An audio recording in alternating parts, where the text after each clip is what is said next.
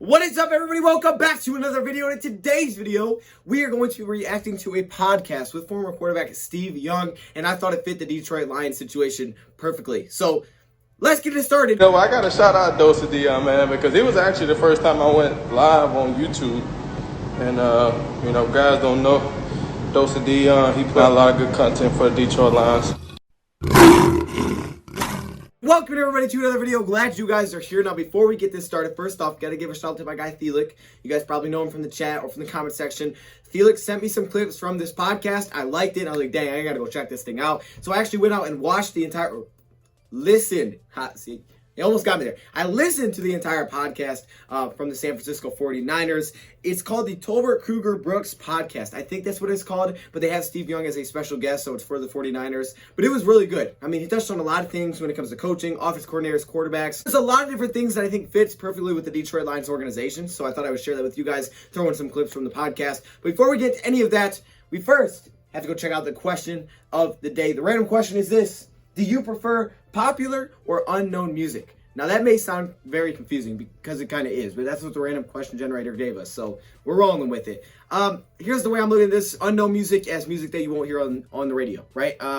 You go on the radio, will you ever hear the songs that you listen to? I would say my music that I listen to is about 50-50. Some songs you will, or maybe they used to be on the radio, but other songs probably never will be. Radio plays a couple of songs from maybe someone's album, but they don't play all of them. So if you go into someone's actual album, you're gonna hear all these songs that they won't actually play on the radio. So that's kind of how my playlist is. Hey, we got the mixtape from yesterday. Did you watch that video? Hey, appreciate the support on that, man. Good. Okay, let's dive right into this video. Shout out to Thelik. Let's get it started. Let's listen to what Steve Young had to say. The first point that they brought up was the importance of coaching and offensive coordinators. Now, I thought this was funny, so I just threw this in, to be honest. He was really kind of dogging on Tampa Bay back when he was in the NFL. I guess Tampa Bay was just a terrible organization, and that's where he was. He had 19 starts in Tampa Bay. They only won 3 games with him. He was 3-16 in Tampa Bay. This is Steve Young we're talking about, one of the better quarterbacks, one of the best quarterbacks, I should say, of all time. Not better, one of the best quarterbacks of all time. And he kind of dogged on Tampa Bay just a little bit. In Tampa Bay, he had an offense coordinator that basically said, look, the wide receivers will get open. You just got to give it time to have them open up. He said, good offensive coordinators will be able to scheme players open, not just give me good players and get them open. And that's something that I think we've talked about earlier this season. And we saw some good stuff recently against Chicago. Now without Matt Patricia, we'll see if that continues on the offensive side of things.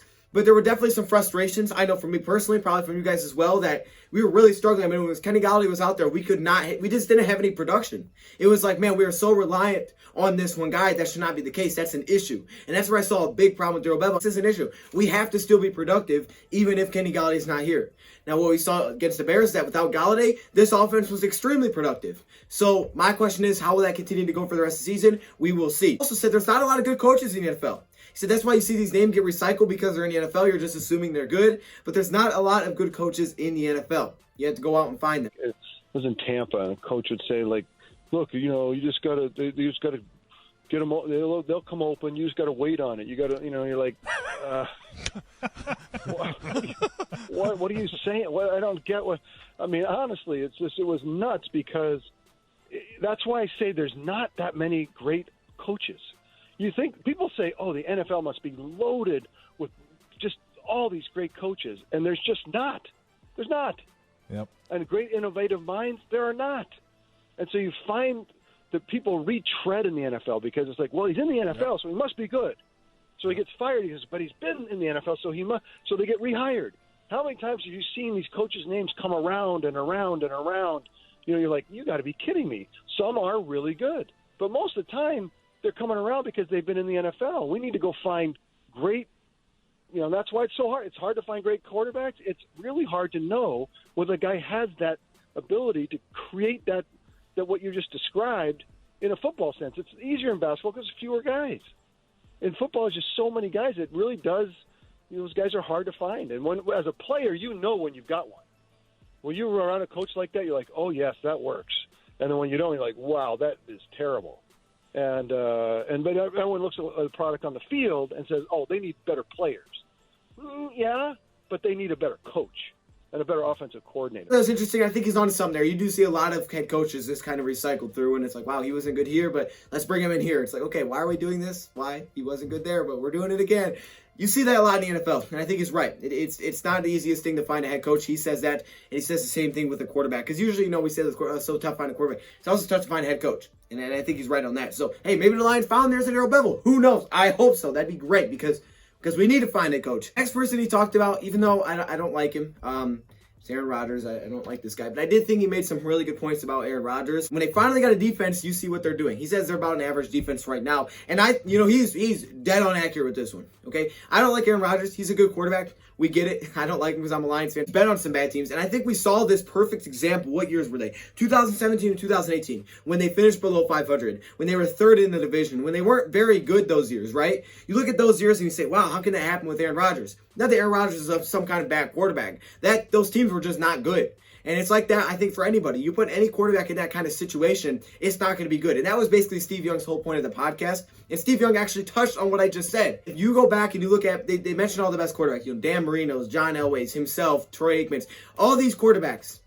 If any of these quarterbacks were on the Tampa Bay Buccaneers back in that time, again, the Buccaneers, I'm sorry, Buccaneers, he didn't have to do you like that. But he said if any of these quarterbacks were on the Buccaneers at that time, would they have been Hall of Fame quarterbacks? He said it would have been very difficult. It would have been very difficult to be a Hall of Fame quarterback out of that mess. Look, I'm going to overstate it, but he's dragged the Packers around for a long time. When he finally got a defense, I think we talked about this last week, when he or Drew ever had a really good off defense, they go to the Super Bowl.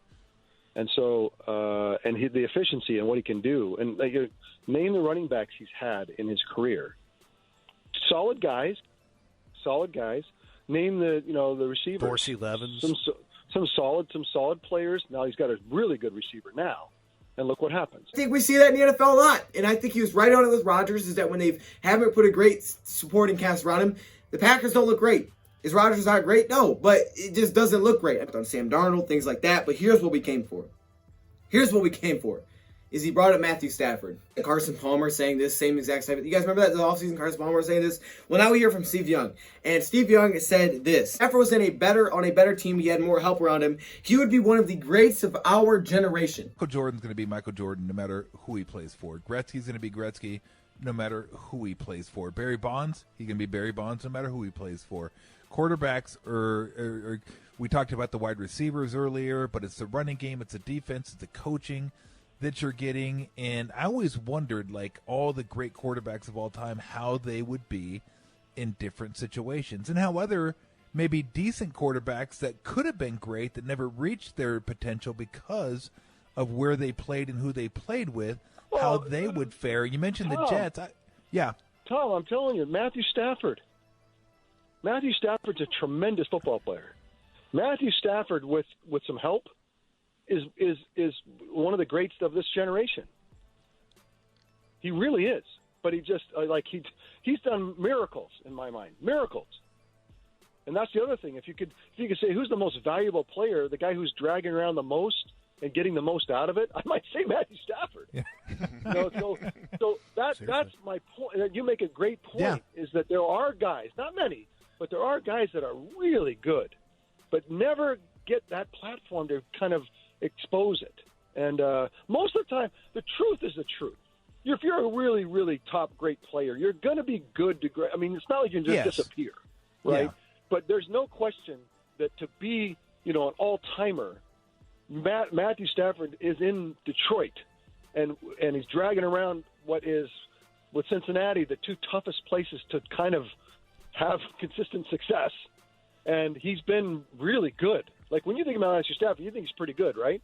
I can't imagine how good he'd really be. I couldn't imagine how good he'd be if he had some help. Absolutely. Like outside of the Lions fan base, I don't know if I've ever heard anybody say that. One of the greats of our generation. That's high praise. He also said this: if I was potentially picking a most valuable player, I could see picking Matthew Stafford. As crazy as it sounds, I think last year we talked about this, that Matthew Stafford had a legitimate case to be in the MVP conversation. And I know it sounds nuts. Wait, what? Now, he's not playing his best football this year, but he looked much better. He looked much better last week. We'll see how he finishes off the season. He may be back at it. He may be back at it with Bevell doing things, okay? It looked like they were having some fun. But if you guys remember last season, through 8 games, he was putting up the best numbers really in the NFL. I mean, he was putting up ridiculous numbers. Up there with anybody in the league, any quarterback.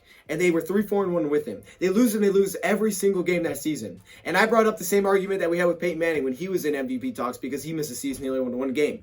Or 2 games it was. That's what I felt like was the same thing here at Stafford last year as we saw, okay, wait, they lost every game without him. Like, that clearly shows his value to this team. Most valuable player. Who is the most valuable player to a team that's a very big team? A lot of times it's the quarterback. And for the Lions last season, it was clearly Stafford because when we didn't have him, we couldn't win a game. Has Matthew Stafford been perfect this year? Of course not. But he definitely looked much better last week. And you know what? We'll see how the rest of the season finishes out. But I think, Steve Young hit it right on the money over and over and over and over. And everything that he seemed to say, it really just fits so well with the Detroit Lions. I mean, think about that. We're talking about Steve Young. He was 3-16 with Tampa Bay. Like, I would have never thought that. And you can ask really a lot of NFL fans around the league. We got the Packers guy, right? I talked to the Packers guys. And they say the same thing. That wins are not a QB stat. It's a team stat. And that's coming from a Packers guy. I mean, as a team that's successful, you could easily say, well, no, it's Aaron Rodgers' stat. But they even realized that, hey, when this team is awful around him, we struggled. He's great, but we still struggled. How is that possible?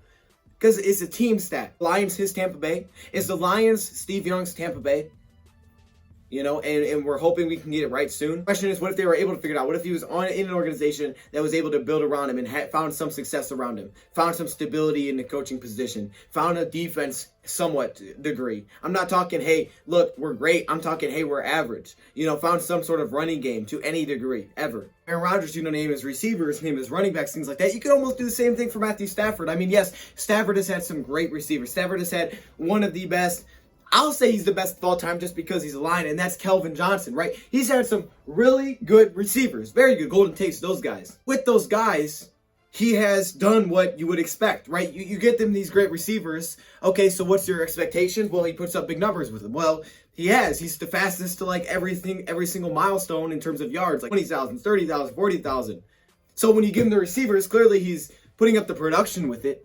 But it's the things that you can't control. I can't control the running game. I can't control the defense. I can't control the special teams. I can't control the coaching. It's what I can control and what you can control. He's got all these stats. I mean, you look at it, if you just put numbers on the screen, if you just threw up numbers and you said, okay, well, let's look at numbers here. You do look at him and say, wow, he's one of the better ones of all time because he puts up ridiculous numbers. Yes, he have a lot of interceptions, of course, but he's also got a lot of yards, a lot of touchdowns. You're saying to yourself, dang, this guy's really good. Like, this is Hall of Fame type big numbers. But then you look at the win column and you say, wow, that's scary. That's not good at all. Same thing that he said with Aaron Rodgers. Hey, look, is Aaron Rodgers looked at differently because he doesn't have the Super Bowls like a guy like Tom Brady does? He said yes. At the one ring, not held in as high regard as maybe he should when you really look at the full body of work. Yes. I mean, Stafford's had some great wide receivers, no question.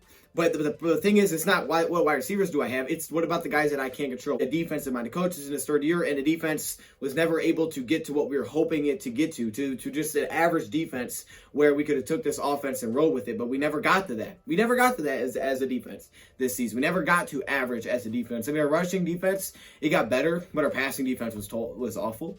And it was just like, okay, on the season stats, yeah, they're not average nowhere. I mean, we have the second worst scoring defense. We're allowing the second most points per game this season. The only team worse is the Cowboys, and they are historically bad at giving up points. We're giving up over, I think, 30 points a game. Think about that. Over 30 a game? The second worst defense in the league in terms of scoring this year? That's not average. You talk about running backs. Okay, name Aaron Rodgers running backs. Well, name the Lions running backs, right? Who's the best Lions running back ever that Stafford's played with? Javid Best? I mean, look, he didn't last very long. Was it Reggie Bush? Well, Reggie Bush was on the tail end. I guess he did have that 1,000-yard a year. Is DeAndre Swift going to be the best running back that Stafford ever plays with? I mean, it's crazy that you could even almost say that. Yeah, I mean, maybe it will be because, I mean, we saw his talent this year. But to think that we're talking about a rookie in that way, that he's already that high on that list. I mean, you run through all the running backs that we brought in. I mean, one of your best ones is Joique Bell.